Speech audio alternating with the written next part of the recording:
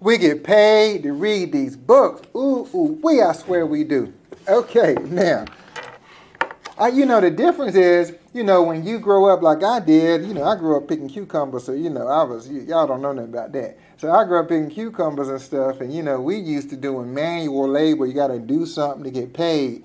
So when I say we get paid to read these books, if you're thinking like an employee, like a laborer, you're like, y'all get paid by the hour? How, do you get paid per page? Like, what? No. You thinking like a laborer. You thinking like we actually get a check for the pages reading. No. We get paid from reading these books because we improve the way we think and we become so much more productive, and that's how we increase our income. So that's how we get paid to read these books. Let's be clear on that. Like, dang, I need to work with him. He's going to pay me to read. No. You're going to pay you to read. All right, let's get into it. Now, this is over here in Geno's book, 54. He's talking about Jen and Jamel. Now, Rebecca Lobo, I forgot, I don't even know what year this was. Let's see what year this was. Y'all know what year this was? Must have been 95, 96, somewhere in the mid-90s. Rebecca Lobo is a star on the team, but she's getting all the recognition. But Rebecca ain't doing it by herself. Rebecca has two players on her team that are Jen and Jamel. Now listen to this. Now this is my insight. Jen and Jamel have it. And the interesting thing is they get it growing up. When he say have it, he means grit, determination, competitiveness, winning attitude. That's what he means when he says it. He says Jen and Jamel have it. And the interesting thing is they get it growing up in completely different environments.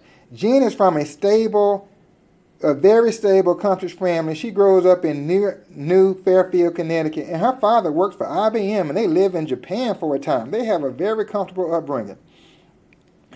Jamel has a great family too, but she comes from one of the toughest places in Washington, D.C., and I don't think you would ever call her childhood comfortable. So you look at their two backgrounds, these two kids have nothing in common.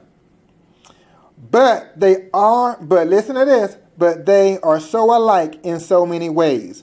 Teammates, my insight is, from a leadership point of view, we have to be able to work with all different types of people.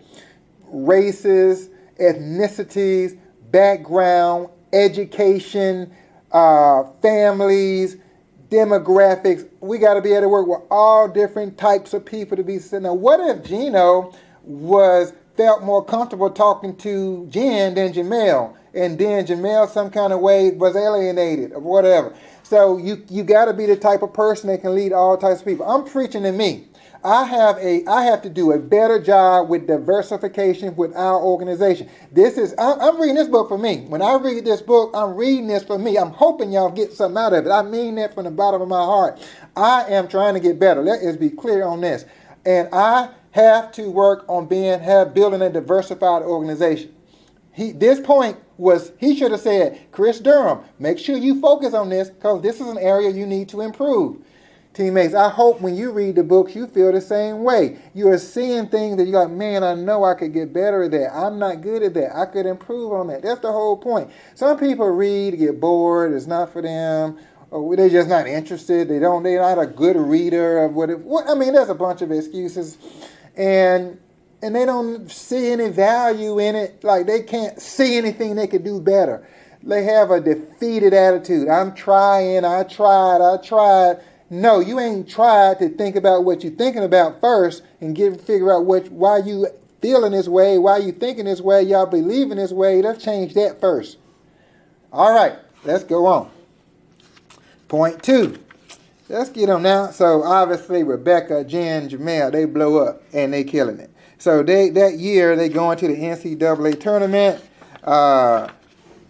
Geno was watching the game before, hoping that Virginia loses so he don't have to play them. But Virginia wins. So now listen to this. So now Virginia wins. This is the night before. I think this may have been in the Final Four. He said, I can't sleep the night before the game, which means I messed which means I'm a mess the next day. Ooh, he talking to Chris Durham. But I swear, boy, if I don't get an X amount of sleep, I ain't good. I'll just be like all over the place. No. I'm going to bed. Y'all can do whatever y'all want to do. Because I know that tomorrow I got to have my thoughts together. And I can't be all cloudy and groggy and trying to figure out what's going on. Because my business requires me to be able to think. When I'm talking to people, I have to think about what I'm going to say, how I'm going to respond, the question I'm going to ask. I have to be sharp mentally. That requires X amount of sleep. Some people, they look groggy and like, what's wrong with y'all? Y'all need to go to bed. Anyway, it's a whole other meeting. That ain't my insight. All right. So, well, I do notice that when people look unkept and look tired, like, what is all that? That's another meeting now. All right, I can't sleep the night before the game, which means I'm a mess the next day. We're 32-0. We're playing on our home court for the chance to play in the Final Four, and I'm a freaking wreck. Now listen to this. Once again, the doubts creep in. Have I prepared them well enough? What did I overlook? Are we mentally tough enough to win a game like this? 1 minute I'm convinced I'm not good enough, I'm not a good enough coach to get us there. The next minute I'm convinced I have nothing to worry about. I absolutely torture myself like that for several hours leading up to the game. Teammates, once again, I swear he's talking about Chris Durham. And my point is, everyone struggles with self-doubt. I mean, maybe by exception, you got some people that just exude and vibrate. Their confidence is their vibration. They wake up confident, but by and large, it's not.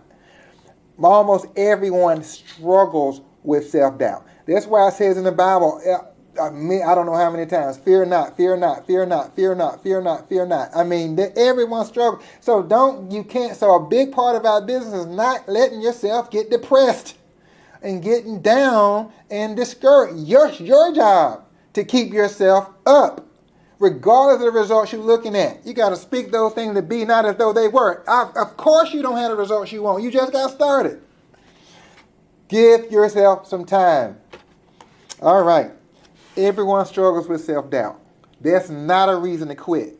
That's a part of it. All right. Next. Last point, and I'm going to let y'all go. So, what are you talking about? Now they're actually in the game.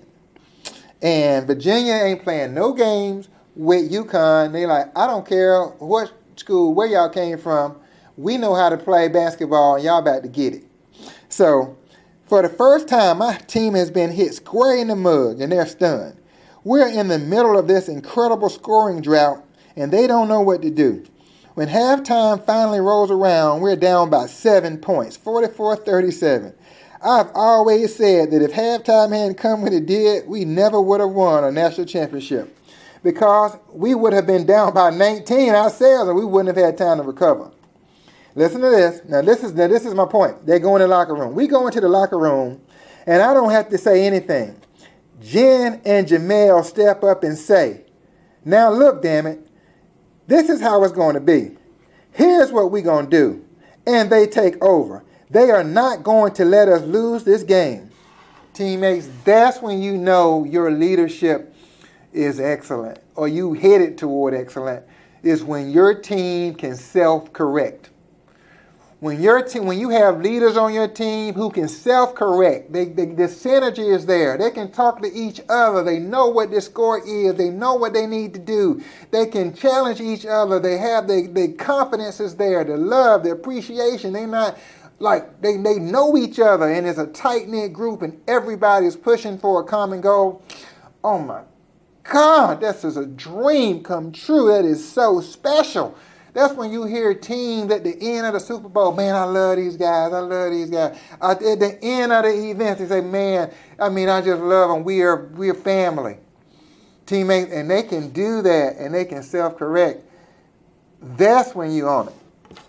Teammates, that's what we have, and that's what we have in Team Invincible, and that's what we focus on in Team Invincible, is unity, is leadership at all levels, layers of leadership.